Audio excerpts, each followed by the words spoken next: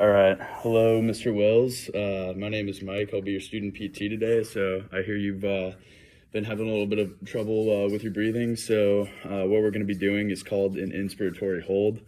And that's where you inhale through your nose. You hold it for about 3 seconds, and then you exhale kind of in a controlled manner. So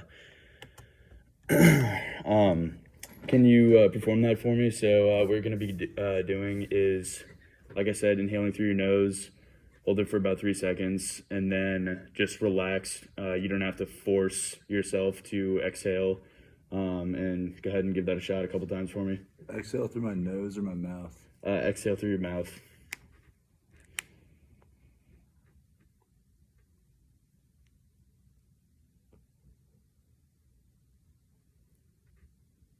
All right, good job. So this would be performed with patients that have atelectasis or an ineffective cough. And the benefits are to improve collateral circulation as well. All right, Mr. Wells, what we're going to be going through now is a technique called stacked breathing, which is basically a series of deep breaths that get progressively more deep without inhaling. So you're going to be breathing in through your nose, small inhale, pause, medium inhale, pause, deep inhale, and then pause, and then just let it go through your mouth. So what we're going to be looking for the exhale is passive exhalation, which means it's not forceful. You're not going to try to contract at all. Just let the air go after you're all done with the stacked breathing. So it's going to be three consecutive breaths. Like I said, progressively getting larger in size. And as you breathe in, sort of bend your neck like this, and then just try to expand your chest as far as you can go, just like that. So whenever you're ready to do that, so small breath in, medium breath in, and then large breath in, and then exhale. All right, good job. So the indications for this are for post-operative patients,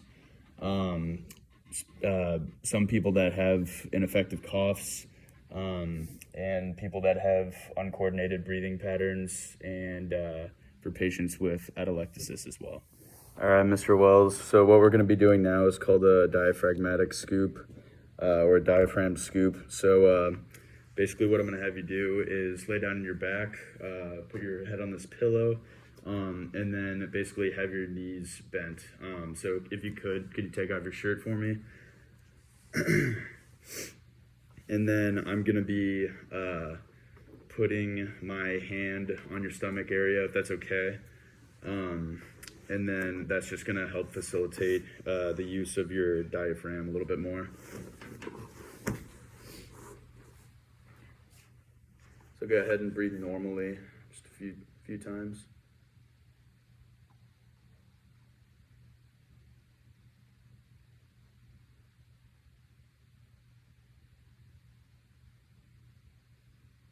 Okay, go ahead and try to breathe into my hand.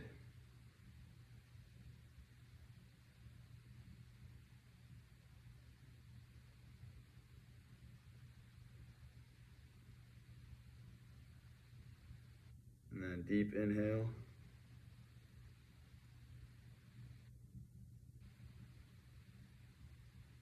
One more time.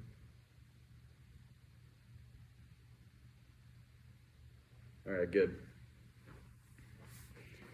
So what I did with this patient was I put my hand on the diaphragm and followed his breathing cycle a few times. And once I got an idea of that cycle, I started to initiate the diaphragm scoop to help facilitate the diaphragm a little bit more. And then I instructed him to breathe into my hand, and then eventually a big inhale. And then to exhale normally, which afterward I gave the slow stretch, which involved a little bit of a scoop with my hand underneath the anterior thorax. All right, Mr. Wells, what we're going to be taking you through right now is called a lateral costal expansion with a stretch. So what I'm going to have you do is lie on your back again, but first, can you take your shirt off for me, please? On this one, I'm going to have my hands on your lateral ribs, so like the outside of your rib cage, and then I'm just going to try to facilitate an inhale, but I'll demonstrate it on you real quick. So if you could lie down on your back for me, I'm going to get this angled properly. Okay, I think that's good. All right, just breathe normally for me a few times.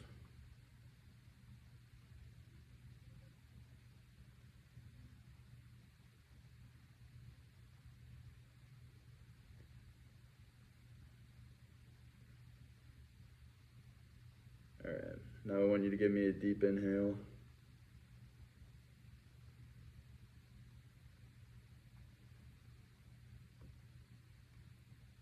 And again, deep inhale.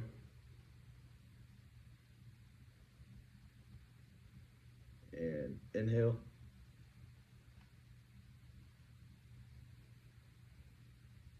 One more time, deep inhale.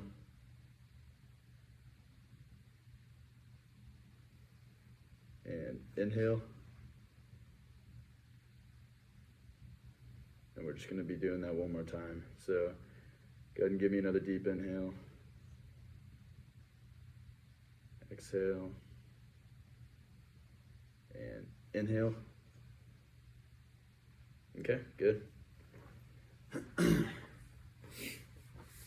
So for this one, I followed his normal breathing cycle a few times with my hands on there just to get a gauge of his normal cycle. And then I instructed him to give me a deeper breath so that I could basically push down and in as well to help facilitate that exhale. And then after that, I used the quick stretch reflex upon complete exhalation to facilitate that inhalation as well.